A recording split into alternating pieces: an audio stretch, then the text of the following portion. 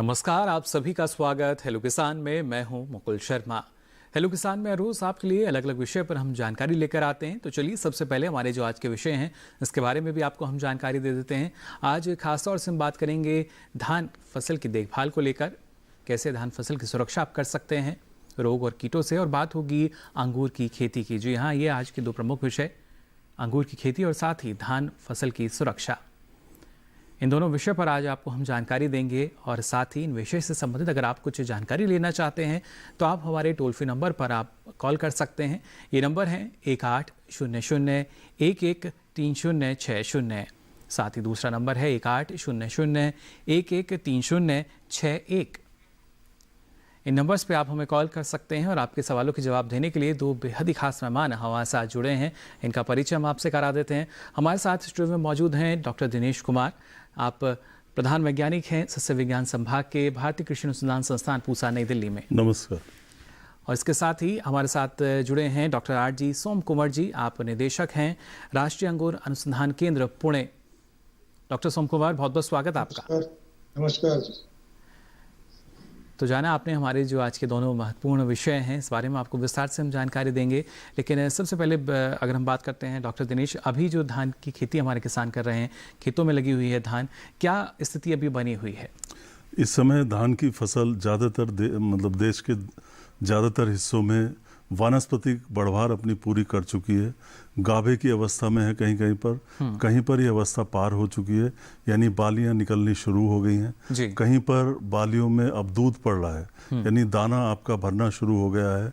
तो अलग अलग अवस्थाओं में इस समय धान की फसल खड़ी है। इस समय पे पानी की सही व्यवस्था आपको करनी है, साथ ही साथ फसल की कीड़े मकोड़े और बीमारियों से भी आपको सुरक्षा करनी है। जी बिल्कुल। तो ना सिर्फ सिंचाई बल्कि इसके साथ साथ रोग और कीट से सुरक्षा प्रदान करनी बेहद ज़रूरी, जिससे आने वाले समय में कोई समस्या ना हो और अच्छा उत्पादन हम ले सकें। इस बारे में विस्तार से आपसे हम जानकारी लेंगे डॉक्टर दिनेश, लेकिन आइए एक नज़र डाल लेते हैं इस खास रिपोर्ट पर।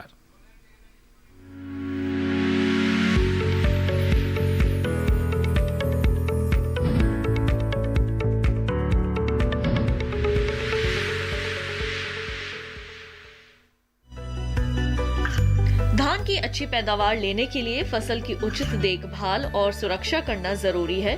धान में नाइट्रोजन की दूसरी और अंतिम मात्रा टॉप ड्रेसिंग के रूप में 50 से 55 दिनों के बाद, यानी बाली बनने की शुरुआती अवस्था में अधिक उपज देने वाली उन्नत किस्मों के लिए 30 किलोग्राम और सुगंधित किस्मों के लिए 15 किलोग्राम नाइट्रोजन प्रति हेक्टेयर की दर से उपयोग करें।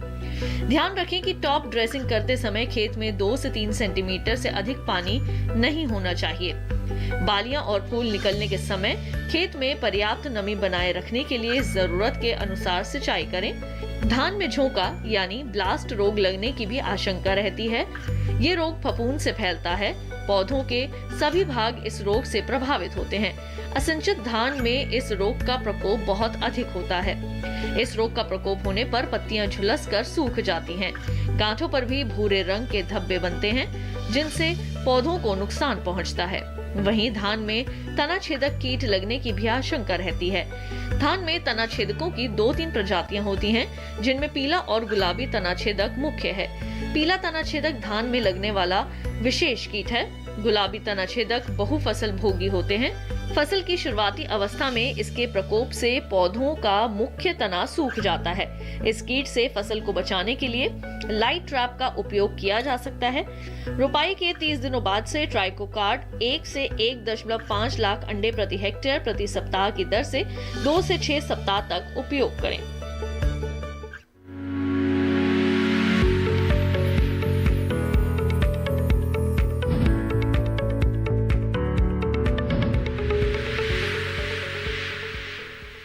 तो जानकारी ली आपने इस रिपोर्ट के ज़रिए धान के बारे में, और विस्तार से हमारे जो विशेषज्ञ हैं उनसे हम जानकारी लेंगे। लेकिन अब यहाँ रुक कर लेते हैं, डॉक्टर आर.जी. सोम कुमार का भी हमारे साथ जुड़े हुए हैं।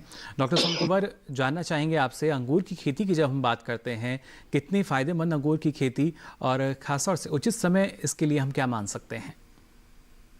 जी नमस्कार। अंगूर की खेती फायदेमंद तो है। बहुत सारे फसलें हैं हमारे पास में, फ्रूट क्रॉप जो है, फल जितने भी, उसमें से हम अगर देखते हैं तो हमारा अंगूर जो है, अंगूर का उत्पाद अच्छा होता है और उसकी जो निर्यात है, एक्सपोर्ट जो है, एक्सपोर्ट भी ज्यादा होता है। इस जी साल लास्ट ईयर 2018-19 का अगर रिकॉर्ड देखते हैं तो 2300 करोड़ का बिजनेस मतलब एक्सपोर्ट हो गया है। जी बिल्कुल। ये अच्छा खासा हम एक्सपोर्ट कर लेते हैं। या बहुत सारे मतलब जितने भी हमारे फल वर्गीय फसलें हैं उनके कंपैरिजन में, उनकी तुलना में अगर हम बात करते हैं तो अंगूर की फसल काफी फायदेमंद है। जी और अभी इस बार की जो बात करते हैं तो अभी हर साल कुछ ना कुछ समस्या आते रहती है, लेकिन उस समस्या के ऊपर भी हमारे जो किसान भाई है वो उसके ऊपर सॉल्यूशन निकालते हैं जी और हम आगे बढ़ते हैं। जी बिल्कुल, ये बेहद ज़रूरी कि जो समस्याएं आती हैं उनका समाधान जल्द से जल्द हम निकाल सकें, और जो हमारे किसान हैं आगे हमारे साथ जुड़ेंगे, उनकी समस्या का समाधान हम उम्मीद करते हैं आप ज़रूर उनको बताएंगे। फिलहाल आइए नज़र डाल लेते हैं इस खास रिपोर्ट पर भी।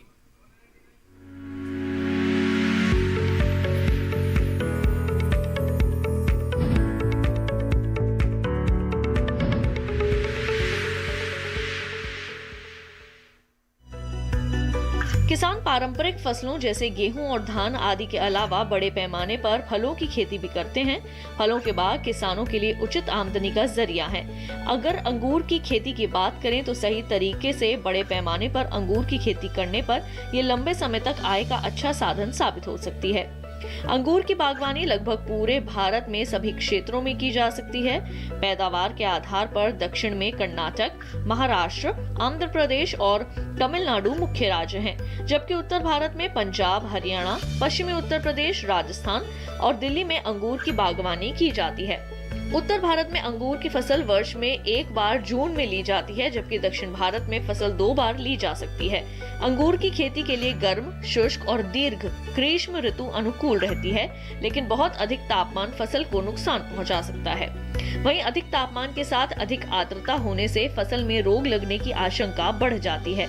जलवायु का फल के विकास, पके हुए अंगूर की बनावट और गुणों पर काफी असर पड़ता है। अंगूर के पकते समय बरसात या बादल का होना नुकसानदायक रहता है। ऐसा होने पर फल फट जाते हैं और फलों की गुणवत्ता पर असर पड़ता है। अंगूर की खेती के लिए काफी मात्रा में पोषक तत्वों की जरूरत होती है। ऐसे में मिट्टी की उर्वरता बनाए रखने के लिए और लगातार अच्छी गुणवत्ता वाली फसल लेने के लिए खाद और उर्वरकों द्वारा पोषक तत्वों की पूर्ति करना जरूरी है।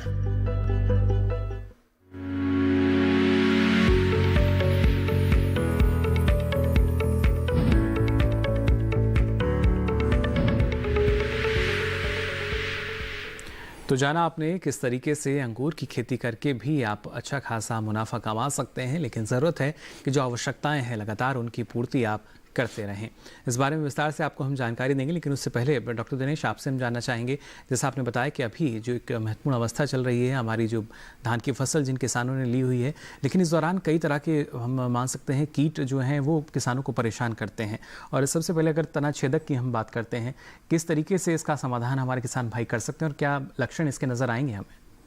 तना छेदक किसी भी अवस्था पे जो है आ जाता है, वानस्पतिक अवस्था पे भी आता है और बाली निकलते टाइम तो काफ़ी बार आ जाता है जी। इसकी सबसे बड़ी पहचान ये है कि बालियां सफ़ेद हो जाती हैं, यानी चांदी के रंग की हो जाती हैं और उनमें दाने खाली रह जाते हैं। इस तरह की बाली को अगर किसान भाई खींचते हैं तो बड़ी आसानी से बाहर निकल जाती है जी। इसमें होता क्या है कि तना छेदक की इल्ली या गिंडार होती है जो तने में नीचे से अंदर से घुस जाती है और घुस के अंदर का भाग खाती रहती है, जिससे बाल का संपर्क जो नीचे होता है वो टूट जाता है, तो बड़ी आसानी से बाल बाहर खिंच जाती है जी। इसके लिए आप कार्टफ हाइड्रोक्लोराइड दवाई का इस्तेमाल कर सकते हैं। दानेदार दवाई आती है, इसकी 25 किलोग्राम मात्रा प्रति हेक्टर के हिसाब से या 10 किलोग्राम प्रति एकड़ के हिसाब से आप बुरक दें तो इसका नियंत्रण हो जाता है। जी बिल्कुल। तो देखिए किस तरीके से आप इसका नियंत्रण कर सकते हैं। बेहद ज़रूरी कि आप सही समय पर जो कुछ दवा है उसका इस्तेमाल करें और जो कीट का आपको लग रहा है असर प्रकोप नज़र आ रहा है तो उसको आप समय रहते नियंत्रित कर सकें।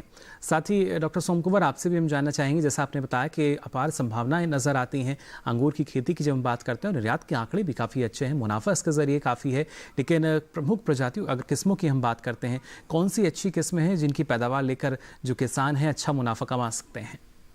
जी, हमारे यहाँ क्या है कि मेन एरिया ज्यादा से ज्यादा क्षेत्र महाराष्ट्र में है और कर्नाटक में है जी। और ये बॉर्डर्स में, तो ये ग्रीन जो वैरायटीज है, हरी वाली प्रजातियां जातियां है, उसमें जी। है थॉमसन सीडलेस और उसके जो कुछ क्लोन्स है, तासे गणेश बोलते हैं उसका नाम है, एक क्लोन टू ये है वैरायटी एक, देन सोना का है, जी। ऐसी ये वैरायटीज है। उसके बाद में दूसरा कलर्ड में आते हैं हमारे ग्रेप्स, एक्सपोर्ट के जो निर्यात करते हैं हम, उस निर्यात में कुछ वैरायटीज है, ऐसी जातियां है, वो कलर्ड में है।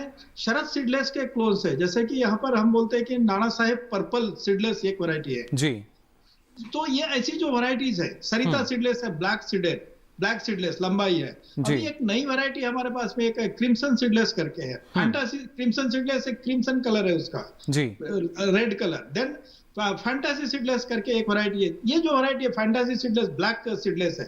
फैंटासी सीडलेस और क्रिम्सन सीडलेस ये ऐसी जातियां है कि जिनमें संजीवक के जो है ना प्लांट ग्रोथ रेगुलेटर्स, हार्मोन्स बोलते हैं, वो उसकी जरूरत नहीं होती और थिनिंग करने का जरूरत नहीं होता। यानी काफी उन्नत किस्में जो हैं वो हमारे पास हैं, जिनका चयन हम कर सकते हैं। फिलहाल इस बीच हमारे साथ एक दर्शक जुड़ चुके हैं रायबरेली उत्तर प्रदेश से। बहुत बहुत स्वागत आपका हेलो किसान में। क्या जानना चाह रहे हैं?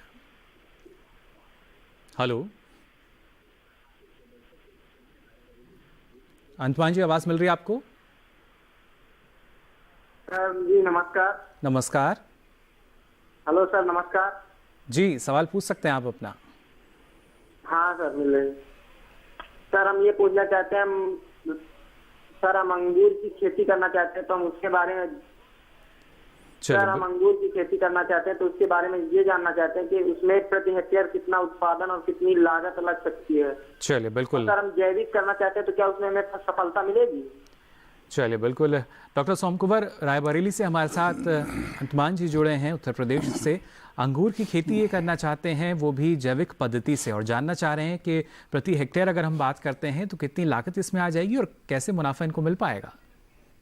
जी, ये आप रायबरेली का जो बात कर रहे हैं वहां पर अगर लगाते हैं हम, तो उसमें उस साइड में उस क्षेत्र में जो जातियां लग सकती है, जैसा कि फ्लेम सीडलेस है जी। हमने हमारे संस्थान ने एक मांजरी नवीन करके एक जाति विकसित की है। वो अर्ली मतलब जल्दी आने वाली जो कुछ जातियां हैं वो आप वहां पर लगा सकते हैं जी। बिल्कुल। और दूसरी बात यह है कि आपको अगर आपके यहाँ लगाना है तो उसका क्या है कि ये फसल जो है, ये फल जो है जी, इतना बाकी के जो फल है उसके तुलनात्मक इसमें पैसा ज्यादा लगता है शुरू में पैसा ज्यादा लगता है। जैसा कि हम बोलते हैं कि अगर 1 एकड़ का जो खर्चा है 6 लाख तक उसका 1 एकड़ में खर्चा होता है, cost of establishment, vineyard establishment मतलब लगाने के लिए। उसके बाद में हर साल का 2 से 2.5 लाख रुपए तक, और इवन समटाइम्स कभी कभी 3 लाख तक भी उसका खर्चा जाता है। लेकिन उसका उत्पादन जो है, उत्पादन अच्छा मिलने से उसका जो मुनाफा है, मुनाफा भी हमको उतना ही मिलता है। जैसा कि हम 2 लाख रुपए अगर 1 साल में खर्चा करते हैं उत्पादन खर्चा, तो उसमें हमको 2 लाख रुपया 2.5 लाख रुपया तक हमको आसानी से उसके ऊपर से मिल जाता है जी। तो और आपका ये दूसरा प्रश्न आपका जो है जैविक अंगूर जैसा एक फसल है सर कि जैविक इतने आसानी से और बहुत जल्दी नहीं होता।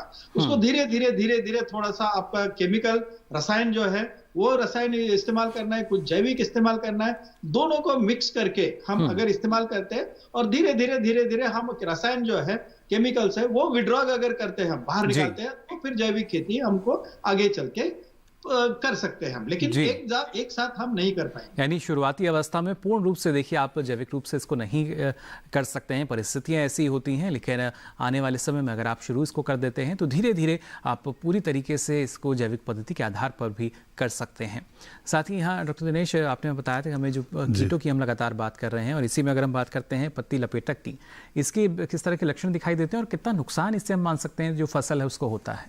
जी, पत्ती लपेटक कीट जो है नर्सरी से शुरू होके और आखिरी दिन तक कभी भी आ जाता है जी। और ख़ास करके जैसे इस समय भी अगर मौसम अनुकूल हो जाए तो पत्ती लपेटक भी कई बार काफ़ी नुकसान कर देता है।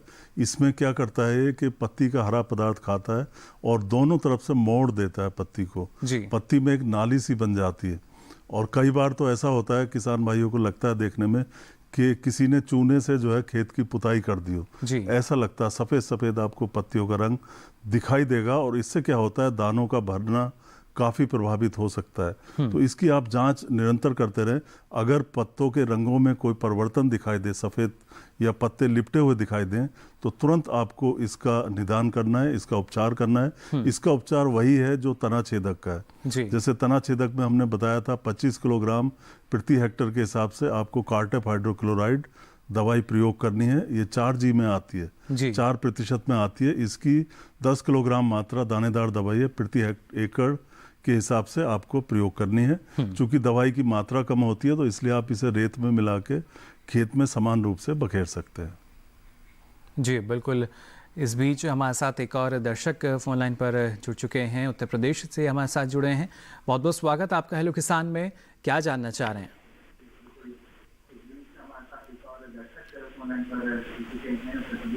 हेलो। हाँ सर। जी, आपसे गुजारिश करना चाहेंगे अपने टीवी सेट का वॉल्यूम आप पहले कम कर दें। जी सर। जी हाँ सर। क्या जानना चाह रहे हैं? हाँ सर, कम हो गया। हाँ सर, मेरे बोनिया धान का पौधा है सर। जी। बोनिया धान का पौधा है, उसमें झुलसा रोग और तना भेदक लग रहा है। ओक्टा और तना भेदक लगे हुए हैं उसमें। हाँ सर। झुलसा रोग, पत्ती का झुलसा लगा हुआ है। पत्ती पे आपके पीले रंग के धारियां बनी हुई हैं। हाँ। किनारों पे नोक की तरफ से पूरा पौधा लाल हो रहा है सर। लाल मतलब वो सूख के फिर भूरा भूरा हो जा रहा है। हाँ सर।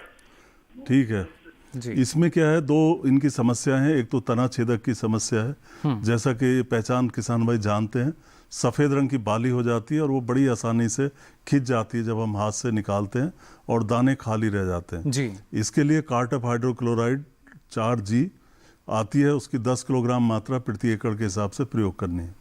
दूसरा जो झुलसा ये बता रहे हैं, संभावना है कि ये जो जीवाणु पत्ती अंगमारी या झुलसा है वो हो सकता है।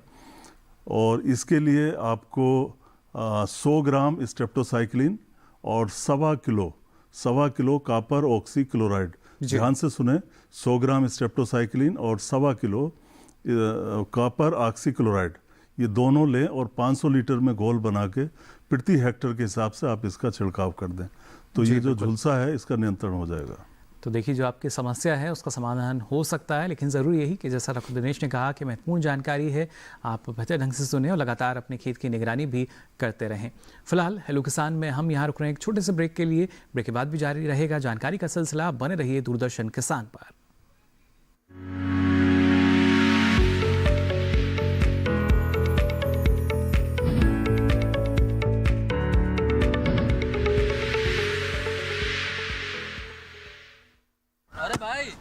सुना नहीं क्या, केसीसी ने किसानों का जिंदगी बदल दिया है। देश के छोटे किसान 1,60,000 रुपये तक का कर्ज बिना किसी गारंटी को ले पाएंगे। ब्याज खोरों से भी पीछा छुटा। मैं तो जैविक खेती का पूरा सामान मंगा लिया, केसीसी का भी कोई दबाव नहीं है। ब्याज चुकाने के लिए पूरा 1 साल मिलता है। समय पर भुगतान करने पर केवल 4% के सालाना ब्याज पे लोन मिल गया मुझे। अपना आधार कार्ड, लेटेस्ट फोटो और जमीन के कागजात लेके अप्लाई करो बस। और नामांकन भरने के लिए जेब भी ढीली नहीं करनी पड़ी।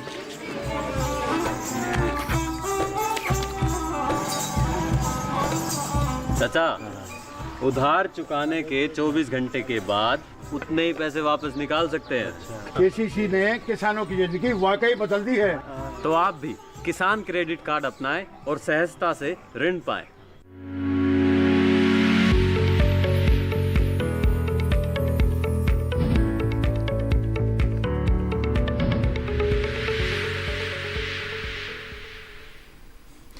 ब्रेक के बाद आप सभी का एक बार फिर स्वागत हेलो किसान में। आज आपको लगातार हम जानकारी दे रहे हैं धान फसल सुरक्षा को लेकर और उसके साथ ही अंगूर की खेती आप कैसे कर सकते हैं। दर्शक हमारे साथ जुड़ रहे हैं लगातार। फिलहाल एक और दर्शक इस बीच हमारे साथ जुड़े हैं पश्चिम बंगाल से। बहुत बहुत स्वागत आपका हेलो किसान में। क्या जानना चाह रहे हैं? हम लोग जानना चाह रहा हूँ, हमारा जो बंगाल का है ना, अभी तो धान का बराबर खेत है जी। तो यहाँ तो धान उगलता है जी। तो खेत नहीं होता है, थोड़ा थोड़ा होता है। थोड़ा थोड़ा सफेद हो रहा है। नहीं, धान का अगली जो फसल है धान वो थोड़ा थोड़ा होती है, लेकिन यहाँ तो पूरा धान है। जी बिल्कुल। प्रश्न क्या है आपका? तो हमारा जो प्रश्न है जो आप लोग अभी बताया जी, जो धान का जब बाली निकालता है ना जी, तो बाली में दाना नहीं होता है, वो सादा हो जाता है, खाली रहता है, तो दाना हम नहीं लोग बनता। बाली जो निकालता हो, बाली धर के पकड़ के जब निकालता हो ना, वो तो फट से बाहर आता है। तो उसका जो नाली है जी, उसका नाली चीर के देखता हूँ, उसका अंदर एक कीड़ा रहता है, जी, दाना के तो कीड़ा रहता है। चलिए बिल्कुल, ये लक्षण जो आप बता रहे हैं यूसुफ साहब, ये बेहद ज़रूरी कि लगातार हमारे जो किसान भाई बहन हैं वो निगरानी करते रहें। क्या ऐसी स्थिति में कर सकते हैं डॉक्टर दिनेश जब समस्या हमारे सामने है तो? जी बिल्कुल, ये बिल्कुल साफ साफ है कि ये तना छेदक के लक्षण हैं जी, और तना छेदक का नियंत्रण आप मुख्य तौर पे अगर आपको लगता है कि बहुत ज़्यादा इसका प्रभाव है तो कार्टेप हाइड्रोक्लोराइड जो बार बार हम बता रहे हैं 10 किलोग्राम प्रति एकड़ के हिसाब से आप प्रयोग में लाएं। और ये बिल्कुल इन्होंने सही जांच की, बाकी किसान भाई भी कर सकते हैं।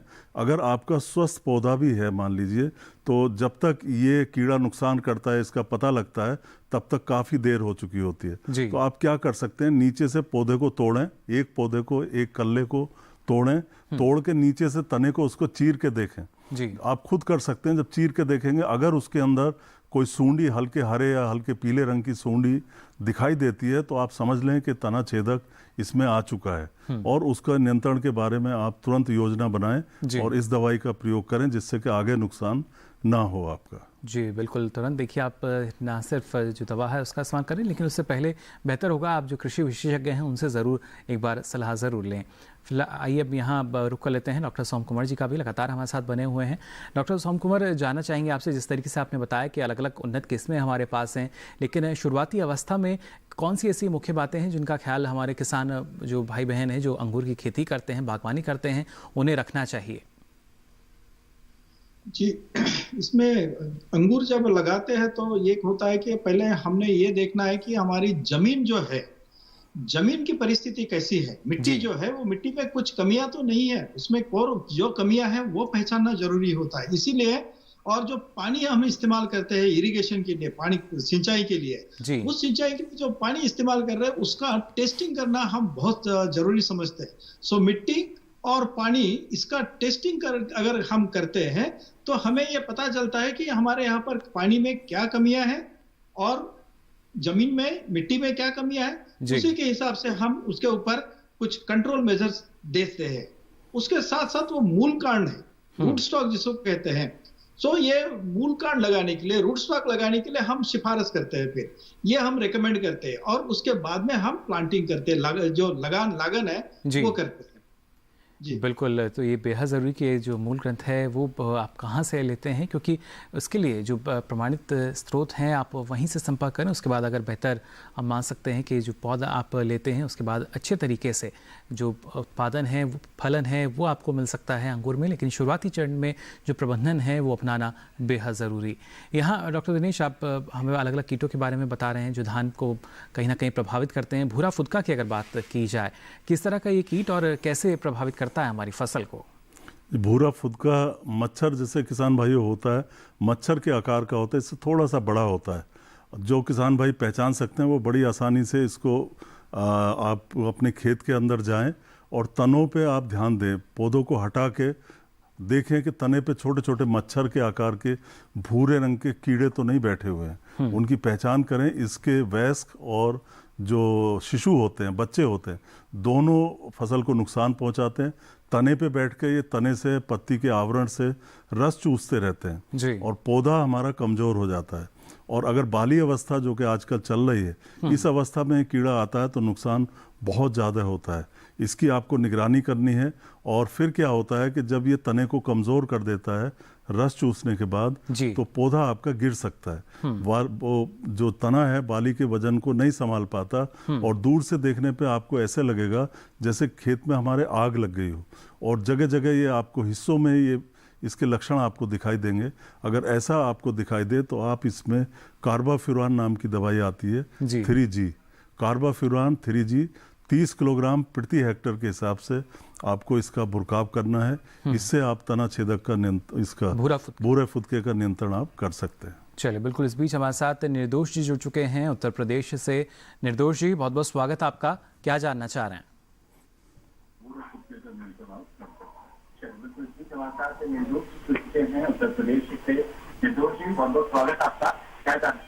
जी सर, जानना चाहें कि धान की बालियां निकल रही हैं जी, और हमारे यहाँ बारिश भी इसमें हल्की फुल्की हुई है जो है, लेकिन उसमें जो है उसकी जो बालियां निकल रही है उसमें दाना पड़ना चाहिए। फिलहाल उसके जो है जो जिसमें दाना पड़ना चाहिए जो है वो धान काले पड़ रहे हैं, क्यों? आपने ध्यान से देखा कि वो पहले सफेद पड़ते होंगे दाने आपके? जी जी, सफेद पड़ते होंगे, उसके बाद में काले पड़ते होंगे। सफेद का मतलब खाली दाना तो नहीं है वो आपका?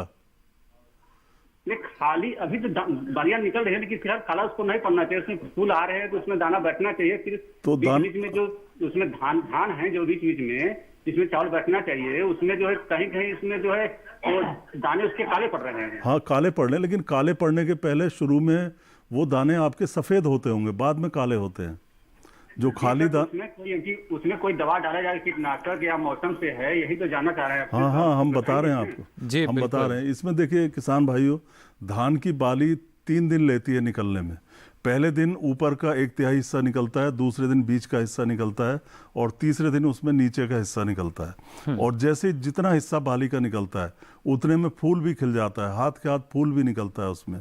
तो होता क्या है कि अगर ऐसी अवस्था पे बारिश हो जाए तो उसका फूल धुल जाता है। फूल के अंदर जो आपके इसके परागकण वगैरह होते हैं वो धुल जाते हैं और इसमें परागण की प्रक्रिया नहीं हो पाती, जिसकी वजह से दाना सफ़ेद रंग का हो जाता है, खाली रह जाता है, और फिर इस पे फफूंद का हमला हो जाता है, जिसकी वजह से इसका रंग काला पड़ जाता है। और ये समस्या ऐसा नहीं है कि पूरे खेत में आएगी, कहीं कहीं दिखाई देगी आपको, और आपको इसकी ज़्यादा चिंता करने की जरूरत नहीं है। लेकिन साथ ही साथ ये लक्षण, इसी तरह के लक्षण गंधी कीड़े की वजह से भी आते हैं। गंधी बग। अब गंधी बग क्या करती है, जब दाने में आपके दूध बनना शुरू होता है तो उस समय पे गंधी कीड़ा उस दूध को चूस लेता है। दाना शुरू में खाली रह जाता है, सफ़ेद रंग का हो जाता है बाहर से, फिर इसका रंग धीरे धीरे तब्दील होकर काले रंग का, हल्के काले रंग का या भूरे रंग का हो जाता है। तो आपको चाहिए कि आप खेत में अच्छी तरह से पहचान करें, क्योंकि गंदी कीड़े की तो बदबू भी आती है। जब इसका ज़्यादा हमला होता है तो खेत में आसपास बदबू भी आती है। अगर गंदी कीड़े की समस्या है तो आप तुरंत उसका उपचार करें, जिससे कि ये समस्या सुधारी जा सके। चलिए, बिल्कुल। ये आपको पहले करना होगा कि किस तरह की गंध तो आपको खेत में नहीं आ रही है, और इस तरह का लक्षण दिखाई दे तो आप अंदाज़ा लगा सकते हैं कि गंदी बग की वजह से ये समस्या है, और इसकी रोकथाम या इसका नियंत्रण जो है वो आप आने वाले समय में कर सकते हैं। अब चलिए एक बार फिर रुक कर लेते हैं डॉक्टर सोम कुमार जी का भी। डॉक्टर सोम कुमार, जानना चाहेंगे आपसे, जिस तरीके से आपने बताया कि शुरुआती अवस्था में किन बातों का ख्याल रखें, लेकिन वर्तमान अवस्था जो चल रही है हमारी, या किसानों की एक जो उम्मीद रहती है कि जल्दी से हमें जो फलन है मिल सके, इस बारे में हमें किन बातों का ख्याल रखना होगा, इस पर आपसे मैं जानकारी लूंगा। लेकिन उससे पहले एक दर्शक हमारे साथ जुड़ चुके हैं, इनका सवाल हम ले लेते हैं। बहुत बहुत स्वागत आपका हेलो किसान में। क्या जानना चाह रहे हैं? हेलो। हाँ सर जी, सवाल पूछ सकते हैं आप अपना। सर, मैं छिंदवाड़ा से बोल रहा हूँ सर, अंगूर की खेती के लिए जानकारी चाहता हूँ। जी, हिमाचल प्रदेश से आप बात कर रहे हैं, शिमला से, और अंगूर की खेती करना चाहते हैं। अंगूर की खेती के लिए जानकारी चाहता हूँ सर। चलिए, बिल्कुल। डॉक्टर सोम कुमार, जानना चाहेंगे आपसे, हमारे साथ दर्शक जुड़े हैं और शिमला से जुड़े हैं, और जानना चाह रहे हैं कि अंगूर की खेती कैसे कर सकते हैं और क्या संभावनाएं हैं, खासतौर से पहाड़ी क्षेत्रों की जब हम बात करते हैं तो। जी, ऐसा है, आप शिमला में हिमाचल प्रदेश से बात कर रहे हैं आप, और वहाँ पर आपको अंगूर की खेती करनी है। बात यह है कि वहाँ पर हमारे जो बोलते हैं हम प्रूनिंग, छटनी जो है, यहाँ छटनी की बात करते हैं। जैसा कि शुरू में बताया गया कि नॉर्दर्न कंडीशन, उत्तर भारत में एक बार छटनी करते हैं और एक ही बार फसल लेते हैं, क्योंकि ठंड ज्यादा देर तक चलती है वहाँ पर। सो हमारी छटनी जो होती है वो छटनी हमारी जनवरी के लास्ट सप्ताह में या तो फरवरी के पहले सप्ताह में होती है, और वो फसल हम काटते हैं मई तक या जून तक। ये बात यह है कि उस पीरियड में उस बारिश जब शुरू होती है तो बारिश के कारण क्रैकिंग हो जाता है, फटने की जो बेरीज, मनी फटने की जो बात करते हैं वो नहीं होना है। इसीलिए उस क्षेत्र में जल्दी पकने वाली जातियां हमको चाहिए। तो उस विभाग में, उस साइड में जो है IRI, Indian agriculture research institute की कुछ जातियां हैं जी, वो जातियां ले सकते हैं। हमारे यहाँ पर हमने जैसे कि बोला कि फ्लेम सीडलेस है, वो जल्दी आने वाली किस्म है, उसका इस्तेमाल कर सकते हैं, वो लगा सकते हैं हम।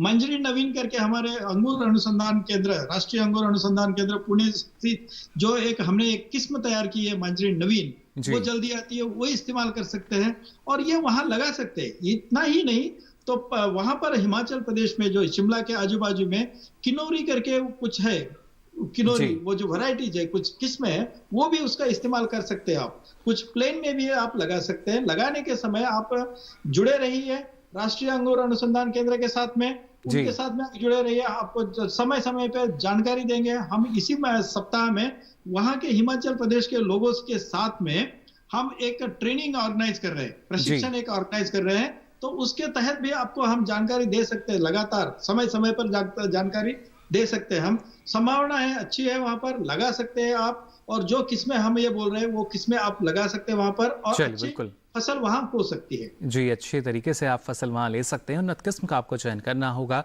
फिलहाल एक और दर्शक हमारे साथ जुड़े हैं बड़ौदा गुजरात से। बहुत बहुत स्वागत आपका हेलो किसान में। क्या जानना चाह रहे हैं? प्रफुल्ल भाई हमारे साथ जुड़े हैं जी। आपसे गुजारिश करना चाहूंगा अपने टीवी सेट का वॉल्यूम पहले आप कम कर दें। लगातार दर्शकों से हम गुजारिश करते हैं कि अपने टीवी सेट का वॉल्यूम आप कम कर दें, जिससे बेहतर ढंग से आपका जो सवाल है हम सुन सकें। जी चालू है, बोलो। हम बड़ौदा में अंगूर की खेती लगा सकते हैं क्या? बड़ौदा में अंगूर की खेती हो सकती है या नहीं, ये जानना चाह रहे हैं डॉक्टर सोमकुमार। प्रफुल्ल भाई पटेल हमारे साथ जुड़े हैं बड़ौदा गुजरात से, और अंगूर की खेती के मुनाफे आप लगातार बता रहे हैं। तो देखिए, बड़ौदा से जो किसान जुड़े हैं वो जानना चाह रहे हैं यहाँ कैसी संभावनाएं हैं। जी पटेल साहब, आपके कच्छ वगैरह का जो एरिया है, उस एरिया में अभी कुछ लोगों ने अंगूर लगाए हैं, वहाँ कुछ फसल हो रही है। गुजरात का और जो तापमान होता है इतना ज्यादा नहीं जितना हमारे यहाँ पर महाराष्ट्र में जो होता है, या ड्राई क्लाइमेट जो बोलते हैं, वो आपके यहाँ पर है।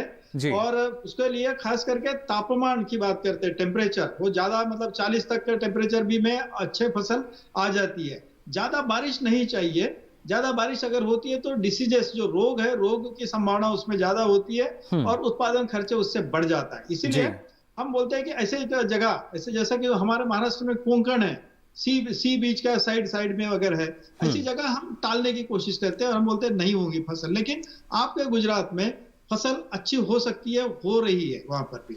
जी बिल्कुल, यानी संभावनाएं हैं यहाँ पर, तो आप इस क्षेत्र में आगे बढ़ सकते हैं। लेकिन उससे पहले ये भी ज़रूर कि और बेहतर जानकारी के लिए जो आपके निकटतम कृषि विशेषज्ञ हैं उनसे भी आप सलाह या संपर्क उनसे कर सकते हैं। इस बीच एक और दर्शक हमारे साथ लगातार हमारे साथ जुड़ रहे हैं अलग अलग राज्यों से। जो इनके सवाल हैं उनको हम शामिल करेंगे, लेकिन फिलहाल यहाँ वक्त हो चला एक छोटे से ब्रेक का। आप बने रहिए दूरदर्शन किसान पर।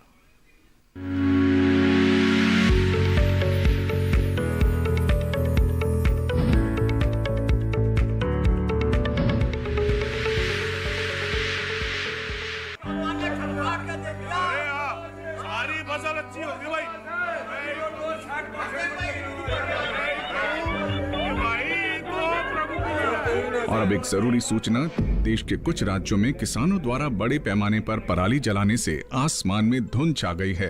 लाखों लोगों को सांस लेने में तकलीफ हो रही है।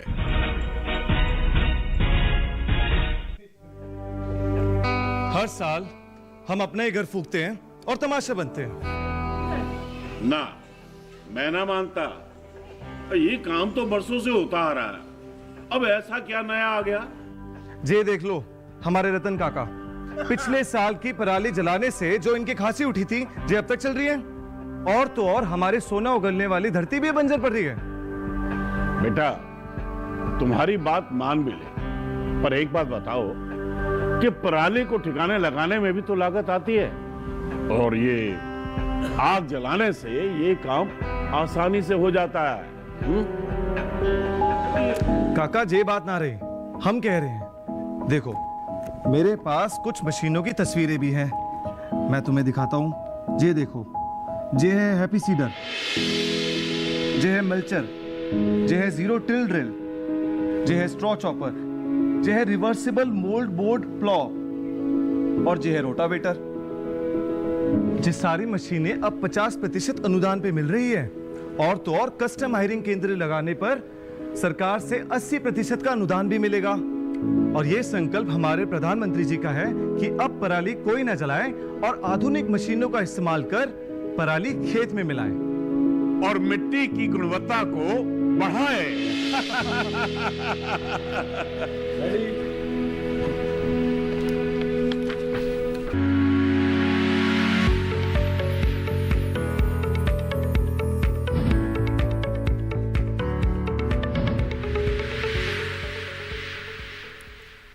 ब्रेक के बाद आप सभी का एक बार फिर स्वागत हेलो किसान में। आज लगातार आपको हम जानकारी दे रहे हैं धान की फसल में किस तरह की देखभाल आपको करनी है, कैसे आप इसको सुरक्षित रख सकते हैं और साथ ही अंगूर की खेती सफलतापूर्वक आप कैसे कर सकते हैं। अलग अलग जगहों से लगातार दर्शक भी हमारे साथ जुड़ रहे हैं, विशेषज्ञ हमारे उनके सवालों के जवाब दे रहे हैं। यहाँ डॉक्टर दिनेश, एक और सवाल आपसे मैं करना चाहूँगा। खासतौर से जब हम बात करते हैं धान की फसल के लिए जो सिंचाई व्यवस्था है वो काफ़ी महत्वपूर्ण मानी जाती है। अभी के समय जो स्थिति बनी हुई है, बालियाँ आ रही हैं, ऐसे में कितनी आवश्यकता रहती है सिंचाई की? जी, देश के ज़्यादातर हिस्सों में इस साल बड़ी अच्छी बरसात हुई है और अभी भी कहीं कहीं पर हो रही है जी। हाँ, ये जरूर है कि कुछ हिस्सों में निश्चित तौर पे हर साल होता है कि कम बारिश हुई है जी। तो आपको धान की फसल में इस समय सही नमी बना के रखना बहुत ज़रूरी है, क्योंकि अभी बालियां निकलनी शुरू हुई हैं, कहीं कहीं पर दाने में दूध भर रहा है। तो इस समय पे आप पानी की कमी ना होने दें। कम से कम 2-3 सेंटीमीटर छिछला पानी, हल्का पानी खेत में आप ज़रूर रखें। अगर ये पानी की कमी होगी, खेत सूखा होगा, तो आपके दाने की पैदावार पे तुरंत असर आएगा। तो पानी की व्यवस्था को आप बना के रखें। हाँ, साथ ही ये भी ध्यान रखना है, कहीं कहीं पे जैसे बाढ़ की स्थिति है, पानी बहुत ज़्यादा भरा हुआ है, तो उसकी निकासी का प्रबंध भी करें आप। और इस तरफ अगर आप ध्यान देंगे तो आपको धान की अच्छी पैदावार मिलेगी। साथ ही एक बात और है कि कटाई के लगभग 15 दिन पहले, 12 से 15 दिन पहले आप पानी लगाना बंद कर दें जी। उस समय ज़रूरत नहीं होती। जो बाकी बची हुई नमी है उसी से आपकी फसल की जो नमी की पूर्ति हो जाएगी और आपका खर्चा भी बचेगा। जी बिल्कुल, देखिए जो आवश्यकता है वो हम मान सकते हैं उसकी पूर्ति होती रहेगी और आपकी जो लागत है वो यहाँ पर कुछ कम हो सकेगी। फिलहाल हमारे साथ एक और दर्शक जुड़ चुके हैं। अविनाश जी हमारे साथ जुड़े हैं उत्तर प्रदेश से, बहुत बहुत स्वागत आपका। क्या जानना चाह रहे हैं? हेलो जी। हाँ जी सर, फरुखाबाद का जो एरिया है हमारा जी डिस्ट्रिक्ट का, तो सर यहाँ मतलब अंगूर की खेती हो जाएगी? अंगूर की खेती आप करना चाह रहे हैं? जी हाँ। चलिए डॉक्टर सोमकुमार, एक सवाल आया हमारे पास अवनीश जी का फरुखाबाद उत्तर प्रदेश से, और ये जानना चाह रहे हैं कि क्या संभावनाएं हैं यहाँ पर अंगूर की खेती के लिए? ये सेंट्रल यूपी में पड़ता है जी। है आपका गांव, लेकिन अलीगढ़ में हमने अगर एक किसान भाई आए थे और किसान भाई हमारे यहाँ से हमने पौधे दिलाए, उनको पौधे लेके गए और 2 एकड़ में उन्होंने अंगूर लगाए वहां पर। बहुत अच्छा चल रहा है करके, बहुत अच्छा चल रहा है करके उन्होंने हमें बताया। तो अंगूर में क्या है, वही है जो उत्तर भारत की जो बात करते हैं हम, एक बार कटिंग करते हैं, हम कटाई करते हैं और एक ही बार हम फसल लेते हैं। तो उस हिसाब से हम अगर मैनेज करते हैं, सही तरीके से उसका व्यवस्थापन करते हैं, तो मुझे लगता है कि आपके यहाँ पर अंगूर की खेती करना बहुत बड़ी मुश्किल बात नहीं है साहब जी। आप कर सकते हैं वहां पर भी। बिल्कुल। साथ ही डॉक्टर सोमकुमार, तापमान की अगर बात की जाए, जलवायु की हम बात करते हैं, और जैसा आपने बताया कि जो छटाई की बात आती है, कितना महत्वपूर्ण है इस लिहाज से तापमान को भी अगर देखा जाए? जी, तापमान का ये होता है, अगर ठंड में, ठंड अगर है, बहुत ही कम तापमान अगर जाता है तो उसमें ये होता है कि सफेद जो किस्में होती है उसमें पिंक बेरी करके एक सिंड्रोम आता है जी। जो हरा कलर का जो पिगमेंट होता है, उसमें हरा पिगमेंट वो बेरीज में, मनीज में, तो वो पिगमेंट कलर चेंज हो जाता है पिंक में, गुलाबी कलर में होता है। तो वो गुलाबी अगर बहुत ही कम तापमान आ गया उसमें तब। लेकिन आपके यहाँ पर क्या है, नॉर्दर्न कंडीशन में, जैसा हम बोलते हैं ना उत्तर भारत में, वो जो तापमान है वो तापमान खत्म हो जाता है फरवरी से। फरवरी के बाद में अगर जून तक जो तापमान कम होने की संभावना बिल्कुल नहीं होती। तो वहां पर जो है फसल निकालना है, गुच्छे निकलना है, गुच्छों का डेवलपमेंट, गुच्छों का विकास होना है और फसल को अच्छी से वो परिपक्वता आना है। इसमें कोई ज्यादा तकलीफ नहीं होती है, आपके यहाँ पर नहीं होना है। चलिए, बिल्कुल ये बेहद ज़रूरी फिर भी कि लगातार आपके पास पूरी जानकारी हो, तब भी आप कोई भी नई फसल के बारे में आप सोचते हैं कि इस फसल की अगर हम बागवानी करें कितना फ़ायदा इसके ज़रिए मिल सकेगा। लेकिन जो किसान हमारे धान की खेती कर रहे हैं, आपको किस तरह की देखभाल करनी होगी, ये लगातार हम बता रहे हैं। इस बारे में डॉक्टर दिनेश अगर बात की जाए, जो किसान है कभी कभी उनके सामने समस्या रहती है, झोंका करके जो बीमारी है वो काफ़ी परेशान करती है। किस तरीके से इसका हम मान सकते हैं कि निदान हो सकता है? बिल्कुल, झोंका, बदरा, ब्लास्ट, ये धान का एक प्रमुख रोग है हमारे देश में, और इसकी आपको सबसे पहले निगरानी करनी है। ये रोग वास्तव में जो हमारी वानस्पतिक बढ़वार होती है तब से और पकने तक कभी भी आ सकता है जी। इस समय जैसे बालियां निकल रही हैं, निकल चुकी हैं, इस समय भी इसकी संभावना होती है। सबसे ज़रूरी है कि आप इसकी पहचान करें। इसके लिए इसको आम भाषा में ग्रीवा गलन या गर्दन तोड़ कुछ किसान भाई कहते हैं, ये रोग होता है। इसमें क्या होता है कि बाली तने के जिस हिस्से से जुड़ी होती है वहाँ पे जिसको हम गर्दन कहते हैं, वहाँ से बाली गलना शुरू हो जाती है। वो हिस्सा गल जाता है और टूट के बाली लटक जाती है जी। और लटकने पे दाने आपके खाली रह जाते हैं। कई बार तो ऐसा देखने में आया कि रोग 24 घंटे में इतना तेजी से फैलता है कि रात रात में आपकी बालियां ज़्यादातर टूट के लटक जाती हैं। तो बेहतर होगा आप शुरू से ही अपनी फसल की निगरानी रखें, और अगर ये रोग आपको इसके रोग के लक्षण दिखाई दें तो आप तुरंत इसमें जो है वो हेक्साकोनाजोल नाम की दवाई आती है, उसका 2 ml प्रति लीटर पानी के हिसाब से घोल बना के छिड़काव करें, या ट्राईसाइक्लाजोल भी ले सकते हैं। इसकी आप 1 मिलीलीटर मात्रा प्रति लीटर पानी के हिसाब से छिड़क दें जी। लेकिन ट्राईसाइक्लाजोल का किसान प्रयोग ना करें जो बासमती धान उगाते हैं और एक्सपोर्ट करना चाहते हैं जी, तो वो इसका प्रयोग ना करें। आप उसकी जगह पे हेक्साकोनाजोल या बावस्टीन दवाई भी ले सकते हैं। बावस्टीन की आप 1 ग्राम मात्रा प्रति लीटर पानी के हिसाब से 200 लीटर घोल बना के प्रति एकड़ के हिसाब से आप इसको छिड़क सकते हैं। चलिए, बिल्कुल। इस बीच एक और दर्शक हमारे साथ जुड़ चुके हैं। हमारे साथ इंद्रजीत जी जुड़े हैं मध्य प्रदेश से। बहुत बहुत स्वागत आपका। क्या जानना चाह रहे हैं? सर मैं ये जानना चाहता हूँ, हमारे यहाँ सर मध्य प्रदेश में अंगूर की खेती हो पाएगी कि नहीं सर? चलिए, मध्य प्रदेश में अंगूर की खेती हो सकती है या नहीं, डॉक्टर सोमकुंवर, इंद्रजीत ठाकुर जी का ये सवाल है। शिवी मध्य प्रदेश, नमस्कार। आपको मैं ये बताना चाहूँ कि मध्य प्रदेश में रतलाम में बहुत सारे अंगूर की खेतियां हो रही है। मंदसौर करके है एक कृषि विश्वविद्यालय जो है, राजमाता सिंधिया कृषि विश्वविद्यालय मंदसौर में हमारा एक प्रोजेक्ट चल रहा है, और वहां पर 50 किस्में लगाई है हमने। वहां पर हम समय समय पर वहां जाते हैं और प्रशिक्षण देते हैं। मैंने इसी साल फरवरी महीने में वहां पर एक फील्ड डे ऑर्गेनाइज किया है। रतलाम में एक 40 एकड़ का प्लॉट है साहब, रतलाम में जी। तो ये जो प्लॉट है वहां पर बहुत सारी किस्में लगाए हैं, 3-4 किस्में हैं वहां। उनका नाम है वो नाना साहेब पर्पल, सुपर सोना का, देन उसके बाद में थॉमसन सीडलेस, ये ऐसी जो प्रजाति किस्में हैं, ये किस्में वहां लगाई है और बहुत अच्छी फसल निकल रही है वहां पर।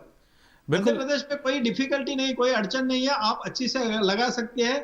और कुछ जरूरत है तो मंदसौर में एक जो केंद्र है, जो विश्वविद्यालय है, उस विश्वविद्यालय में आप एक नितिन सोनी करके, डॉक्टर नितिन सोनी, उनसे आप संपर्क कर सकते हैं और आगे का आप लगाने के लिए आप बात कर सकते हैं। या तो हमारे केंद्र से भी आप जुड़े रहिए, हम समय समय पर आपको जानकारी देंगे।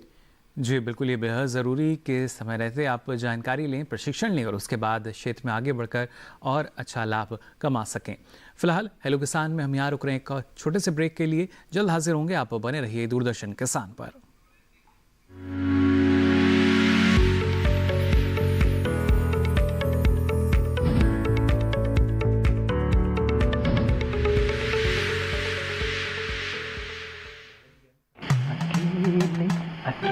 अरे वाह भैया, अकेले अकेले। अरे तू भी ले, पर खाएगा कैसे? मैं ऑर्गेनिक खेती की बात कर रहा रे बेटे। अकेले अकेले खेती कब तक करेगा?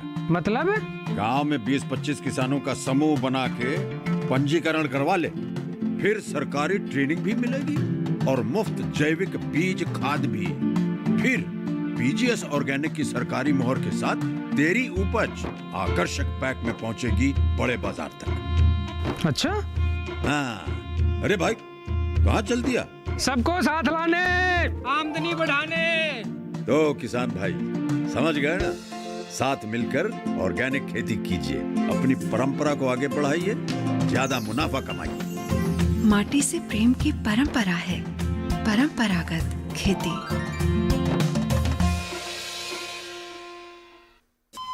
अरे सुन तो। मुझे क्या सुनाना चाहते हो? जो सुनाओ मेरी सौतन को। किसको? अरे वही तुम्हारा मोबाइल फोन जिससे सुबह शाम दिन रात चिपके रहते थे और कहते थे किसान कॉल सेंटर से बातें हो रही हैं। अच्छा ये बात है। हाँ क्यों, क्या हुआ? अब बात नहीं होती क्या? अब तो झट से बात हो जाती है। ऐसा क्या? हाँ, अब तो ज्यादा लाइनें और खास तकनीक के कारण खेती के माहिरों से तुरंत बात हो जाती है। और अगर कभी लाइन व्यस्त हो तो अपनी समस्या फोन पर रिकॉर्ड करा दो, वहाँ से फोन आ जाता है और समस्या की हल का मैसेज भी आ जाता है। ये देखो आ गया। अरे वाह, इसका मतलब इंतजार की घड़ी अब खत्म। हाँ।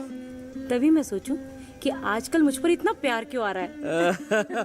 कृषि संबंधी समस्याओं का अपनी भाषा में तुरंत हल पाने के लिए पूरे भारत में किसी भी फोन से हेल्पलाइन नंबर पर संपर्क करें। किसानों का दोस्त किसान कॉल सेंटर।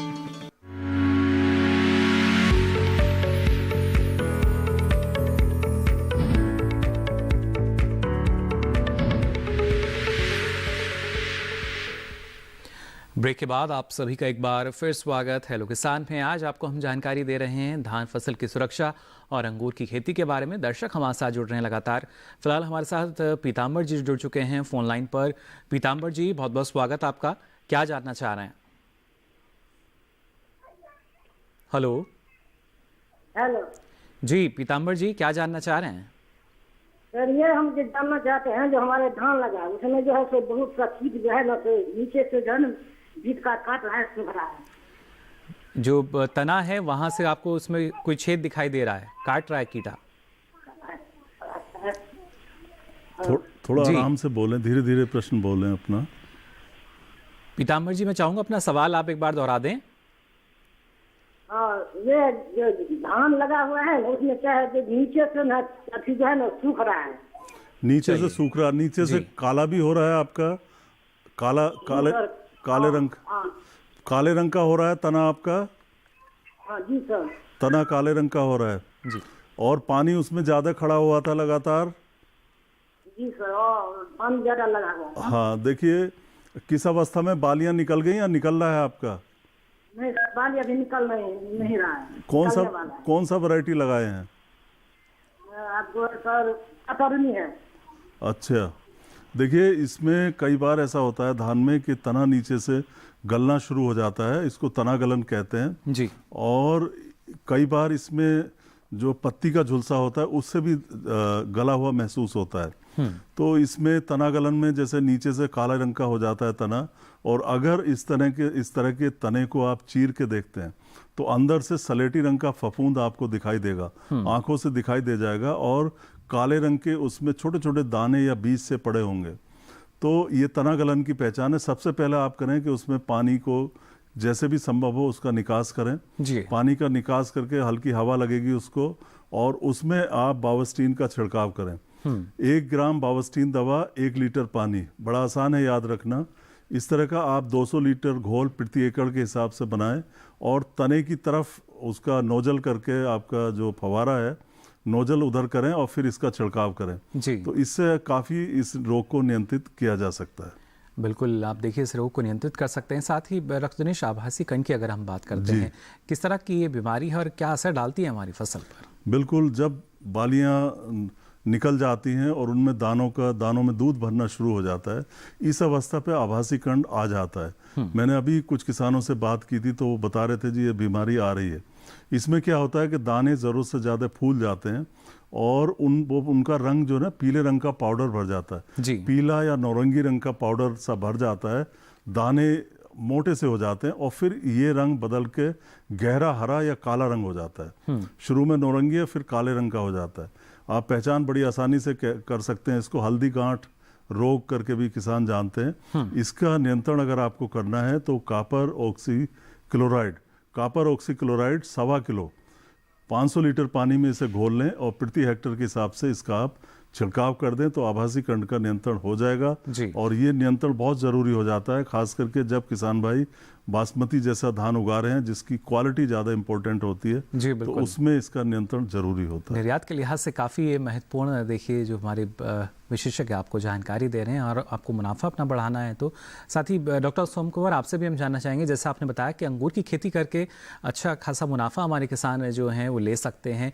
ना सिर्फ निर्यात की स्थिति जो है वो काफ़ी बेहतर रहती है, बल्कि कई उत्पाद जो है अंगूर की खेती करके अब किसान तैयार कर सकते हैं, इसका प्रसंस्करण करके।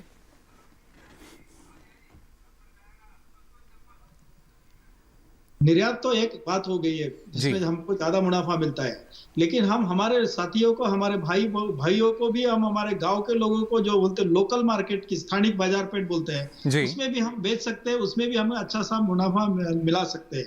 तीसरा यह है कि हम उससे किशमिश बना सकते हैं, बेदाना जिसको कहते हैं हम, रेजिन बोलते हैं।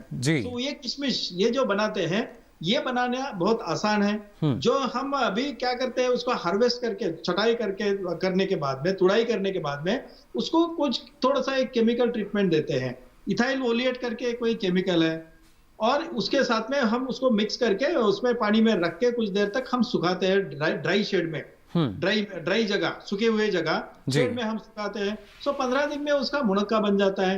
अभी बात एक आपको ये भी बता दूं मैं कि इस साल जो कोरोना की जो महामारी से हम उलझ रहे थे मार्च महीने में, तब हमारे यहाँ पर मार्च महीने में जब लॉकडाउन डिक्लेयर किया था, तब ये हुआ कि 25% हमारा हार्वेस्टिंग ही नहीं हुआ, तुड़ाई नहीं हुई थी। इस समय में मजदूरी की उपलब्धता नहीं थी। उस वक्त हमने हमारे यहाँ राष्ट्रीय अंगूर अनुसंधान केंद्र में जो टेक्नोलॉजी थी, जो तकनीक थी हमारे पास में, वो तकनीक ड्राइंग ऑन वाइन करके पौधे के ऊपर ही हम मुनक्का कैसे बनाए, ये तकनीक हमने किसानों को दिया। किसान भाइयों को, हमारे जो नासिक के जो किसान भाई थे, जिन्होंने जो हमेशा हर साल ज्यादा से ज्यादा निर्यात करते हैं, उनकी जो समस्याएं थी, उस समस्या के ऊपर हमने पौधे के ऊपर ही हम टहनी के ऊपर ही कैसे रेजिन बनाए, मुनक्का बनाए, उसके हमने उनको टेक्निक बताया। और वो तकनीक के कारण उन्होंने अच्छा खासा, मतलब जो नुकसान होने का था वो नुकसान हमारा बच गया उनका। तो ये जो तकनीकें हैं वो तकनीकें हैं। हम हमारे यहाँ पर जितना अंगूर तैयार होता है उसका 26 से 27% उत्पाद हम उसको कन्वर्ट करते हैं, उसको बनाते हैं, किशमिश बनाते हैं उसके। तो ये बहुत सारी चीजें, उसके साथ साथ हमारे यहाँ पर जूस भी बना लेते हैं हम। जूस के लिए हमारे यहाँ पर मंजरी मेडिका करके एक हमारी किस्म है, हमने हमारे संस्थान ने जो तैयार विकसित की है, वो किस्म है मंजरी मेडिका। जूस का रिकवरी उसका 70% से ज्यादा है। बहुत अच्छा एंटीऑक्सीडेंट प्रॉपर्टी है इसमें हेल्थ इश्यूज जो है, एंटी कैंसरस प्रॉपर्टीज है। ये हमने उसमें से एंथोसाइनिन एक्सट्रैक्ट किया। तो ये जो ऐसे कुछ किस्में है, ये जूस के लिए भी हम इस्तेमाल करके उन किसानों का मुनाफा बढ़ा सकते हैं। और मुनाफा बढ़ाने के साथ साथ हम हमारे भाइयों का, जो देशवासी हमारे, उनका हेल्थ इश्यू का जो बात करते हैं हम, हेल्थ की, वो हेल्थ भी उनके अच्छी रखने के लिए ये जो ऐसी किस्में हैं, ये किस्मों का बहुत बड़ा, बहुत अच्छा सा फायदा हो सकता है। यानी ना सिर्फ आर्थिक स्तर पर हम मान सकते हैं काफ़ी मदद किसानों को मिलती है, बल्कि स्वास्थ्य की दृष्टि से भी अगर देखा जाए, वो भी आज के परिप्रेक्ष्य में तो काफ़ी महत्वपूर्ण है अंगूर की खेती। और आपने उदाहरण भी दिया डॉक्टर सोम कुंवर कि कैसे जो किसान हैं उन्होंने आपदा को अवसर में बदला और कोशिश की जो नुकसान है वो अपने पूरी तरीके से उसको मुनाफे में तब्दील कर सकें और अच्छी खासी आमदनी कमा सकें। फिलहाल डॉक्टर सोम कुंवर, इतनी महत्वपूर्ण जानकारी आज आपने हमारे साथ साझा की, इसके लिए आपका बहुत बहुत शुक्रिया।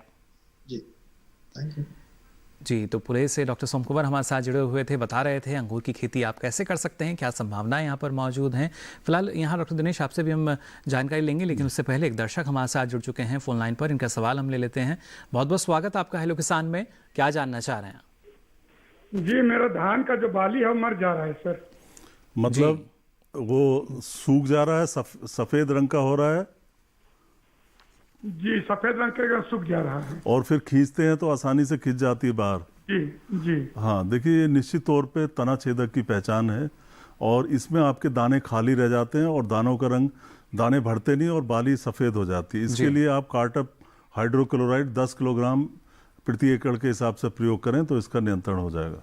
जी बिल्कुल। साथ ही डॉक्टर दिनेश, क्योंकि हम न सिर्फ रोग बीमारी आते हैं हमारी फसल में, लेकिन जब हम बात करते हैं अच्छी उपज हमें लेनी है, इसके लिए कौन सी और प्रमुख बातों का ख्याल रखें? जी बिल्कुल, इस समय जो किसान भाई बीज की फसल उगा रहे हैं, धान का बीज तैयार कर रहे हैं, तो उन्हें तो निश्चित तौर पे जो हमारे खरपतवार वगैरह हैं उनको निकाल दें, पानी की सही व्यवस्था रखें जिससे दानों का भराव अच्छा हो, और इसमें रोग ग्रसित जो पौधे हों आपके बीमारी वाले, उन पौधों को निश्चित तौर पे आप छटनी कर दें धान की फसल से, जिससे आपको शुद्ध और अच्छे बीज की प्राप्ति। चलिए बिल्कुल, बहुत बहुत शुक्रिया डॉक्टर दिनेश, आपका भी इतनी महत्वपूर्ण जानकारी आपने हमारे दर्शकों के साथ साझा की। धन्यवाद।